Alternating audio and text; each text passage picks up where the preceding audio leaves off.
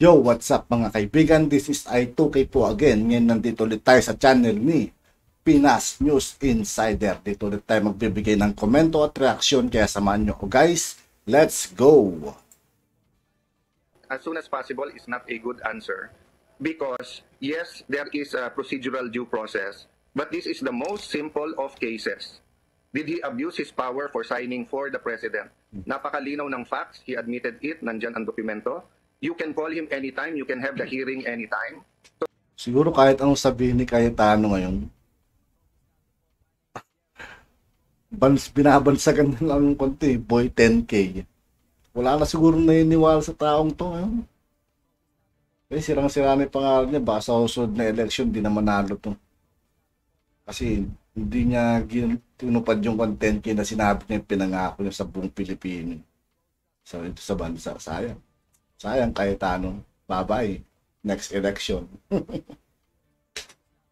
So the mere fact na buwan na to, no, September na, is questionable for me. So if you want to send a message to the rest of the bureaucracy that you can't mess around with this administration, you can't let people suffer with prices, hindi nyo pwedeng guluhin. Even yung Blue Ribbon Committee, ang dami namin dapat i-hearing, then you will tell us. So, excuse me lang, but I don't mean no, to sound that I'm scolding, but you know, I've been in government for 30 years. I've been opposition to many administrations and then a partner to the Duterte administration. But Mr. ES, may I just give a unsolicited advice? Speed matters in issues like this.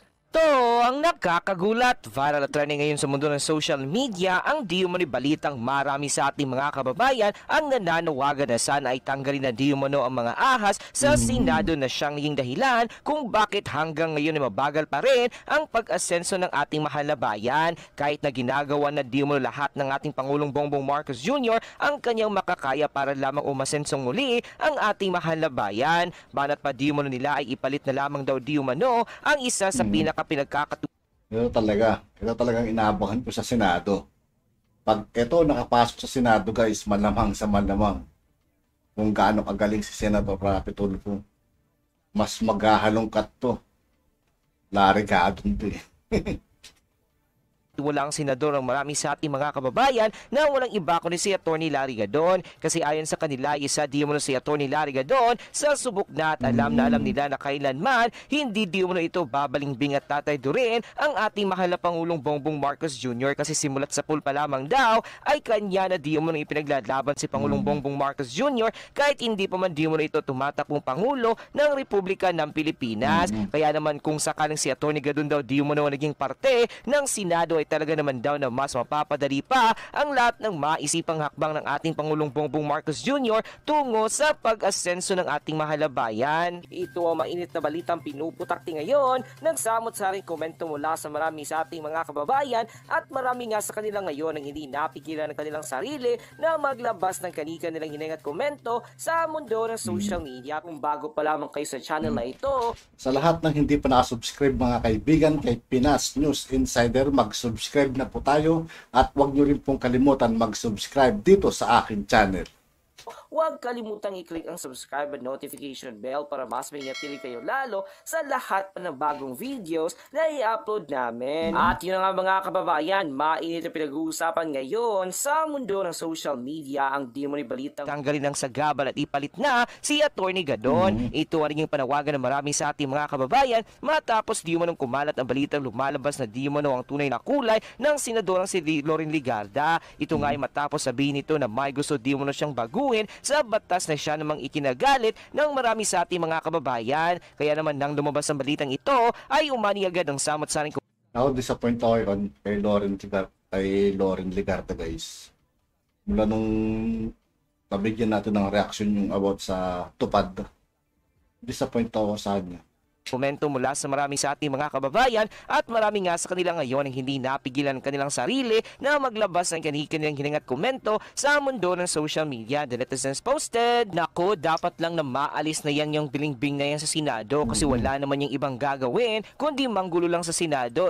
Yan pa maging dahilan ng pagbagal at pag-unlad ng ating mahal na bayan kasi sigurado ako na puro kontra ang gagawin yan sa Senado. Kaya kung ako ang tatanungin, isa lang talaga ang masasabi ko, dapat tanggalin na yan sa Senado at at ipalit na sa kanyang pwesto si Attorney Gadon kasi alam na alam naman natin simula umpisa pa na talagang matinong tao yang si Attorney Gadon at isa siya sa lahat ng mga mabubuting senador na talagang maaasahan ng ating mahal na bayan. Kaya kung ako ang tatanungin, dapat siyang ipalit sa Senado kaysa sa isang taong wala nang maiaambag sa pag-asenso ng ating mahal na bayan at puro pangungontra lamang ang alam. Hashtag ipalit si Attorney Gadon sa Senado. Ang dapat na maging senador ng ating mahal na bayan ay yung dapat nagtataglay ng mga katangian na kagaya ni Pangulong Rodrigo Roa Duterte na matalino, matapang at may tunay at totoong pagmamahal sa ating mahal na bayan at dapat kaalyado ng bagong Pangulo ng Republika ng Pilipinas at hindi isang tao na posibleng magiging tainga at mata ng mga politikong gustong manggulo sa ating mahal na bayan. Kaya dapat kung may mga politikong nakapasok sa Senado na ganun ay dapat natanggalin na yan ng lalong madaling panahon at ipalit na ang isang taong maaasahan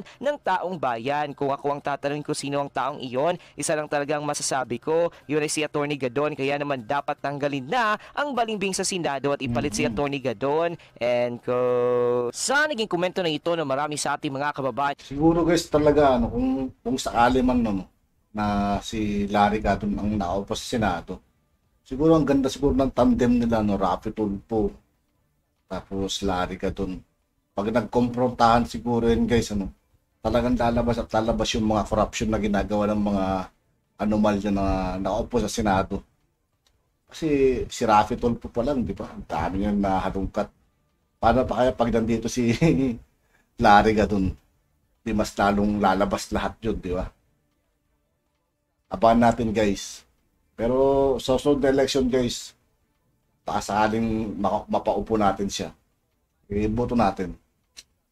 Ay talaga namang gusto na nilang tanggalin sa Senado ang lahat ng mga balimbing at sagabal sa kaunlaran sa Senado at ipalit daw di mo na si Attorney Gadon upang sa ganon ay mas magpatuloy o magtuloy-tuloy na ang kaunlaran na matagal ang minimithi ng marami sa ating mga kababayan. Kasi banat pa di mo na nila si Attorney Gadon daw di mo ni subok na at alam na di mo na nila na kailanman ay hindi di mo na ito babaliktad kasi loyal Bongbong Marcos supporters na ito simula umpisa pa kahit hindi pa tumatakbo sa pagkapangulo ng Republika ng Pilipinas ang bagong Pangulo ng Republika ng Pilipinas sa walang iba kundi si President Bongbong Marcos Jr. At yun na nga mga kababayan, ano na ang masasabi mo? Kung meron kayong hineng at komento tungkol sa video na ito, please comment it down below. Pag-uusapan natin yan sa comment section. At kung nagustuhan nyo ang video na ito ay huwag kalimutang mag-iwan ng like at i-share na din ang video ito para mas marami pang makaalam sa makabuluhang video ito. Maraming salamat po.